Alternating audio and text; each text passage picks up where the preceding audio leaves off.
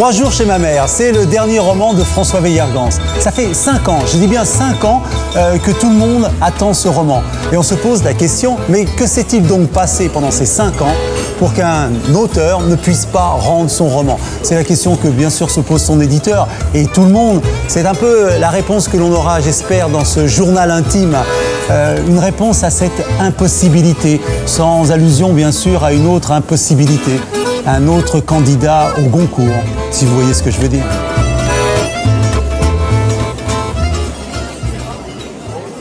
En soi, il faut être clair. Pour les génériques de début et de fin, c'est comme pour les pots de yaourt, il faut marquer dessus pot de yaourt, il faut ça. Donc moi, au début, il faut mettre le romancier François Weiergans. Ce qui serait bien, ce serait de mixer en dessous de la voix.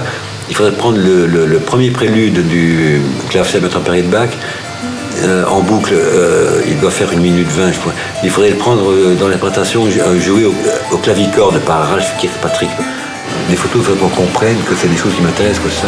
Il faudrait mettre la couverture de Herzog dans la collection du monde entier, au moment de la couverture. Ça.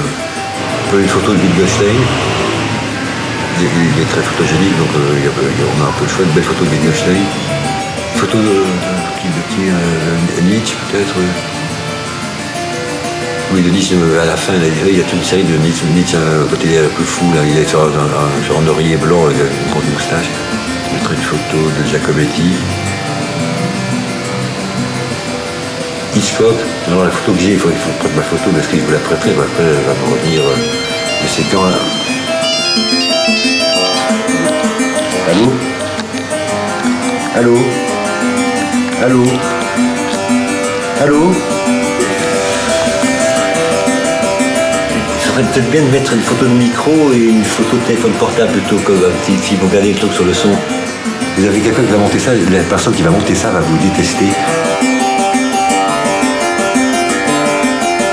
Le prologue, je dirais que même quand on prend comme personnage de roman quelqu'un qui va mal, qui est très perturbé et névrosé, il faut aller drôlement bien, il faut être en très bonne santé pour être l'auteur de ce livre. Voilà, c'est le début. Il y a très peu de bons livres pour enfants. Il y a énormément de publications de livres pour enfants que je vois quand j'essaye d'en lire à haute voix, ça tombe des mains. Je sais pas que maintenant je leur lis des trucs pour adultes, c'est quand même mieux.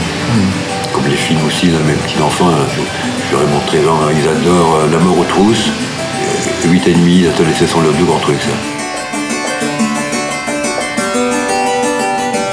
Quand j'ai connu Alberto Giacometti, beaucoup.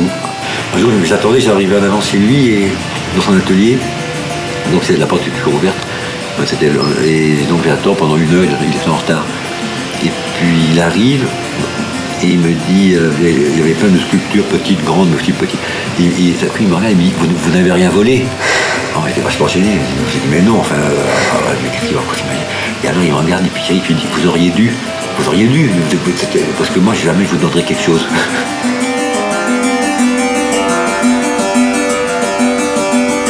Il était gentil ça, parce que quand je venais le voir, il m'achetait, j'ai fumé des boyards maïs à l'époque. Lui il fumait des gitanes maïs avec filtre. Et il allumait, puis il disait bien qu'il il tirait une bouffée, puis il laissait la cigarette dans des tasses en porcelaine. Donc il y avait plein, il fumait, enfin une bouffée, donc il fumait, il ouvrait 10 paquets par jour. Et alors chaque fois qu'il venait, il avait acheté des boyards pour moi. Enfin j'avais mes cigarettes.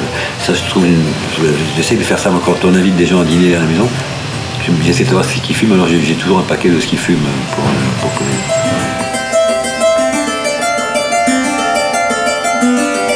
Quand j'écris, j'aime bien montrer que je sais faire des choses que je fais pas. Alors je m'arrange par exemple pour mettre en deux la parfait du subjectif, je déteste la parfait du subjonctif comme dans le genre de prose qui est la mienne. Mais j'en mets 1 ou 2 pour montrer que je sais ce que c'est, quoi, que j'ai pas oublié.